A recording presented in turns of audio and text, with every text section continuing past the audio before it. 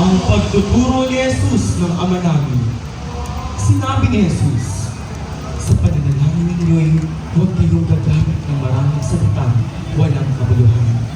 Gaya ng ginagawa ng mga Hintino, ang akala nila'y papakinggan sila ng Diyos dahil sa haba ng kanilang sinasabi.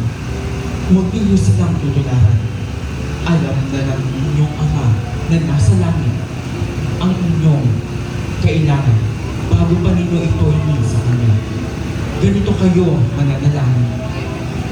Ama naming nasa langit, sambahin nawa ang iyong pangalan.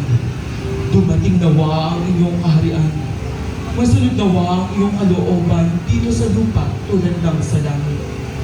Bigyan mo kami ng aming pagkain sa araw-araw at patawarin mo kami sa aming mga kasalanan tulad ng pagpapatawad namin sa mga nagkakasala sa amin.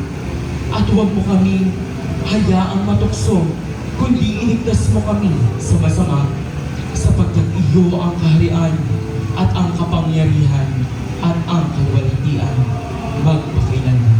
Amen. Ang imahe ng pagtuturo ni Jesus ng Ama namin ay nasa pangangalaga ni Kapatid Joros Villanueva at pamilya ng Nayon ng Matungao. Senyor Divino Maestro, Maawa ka sa amin.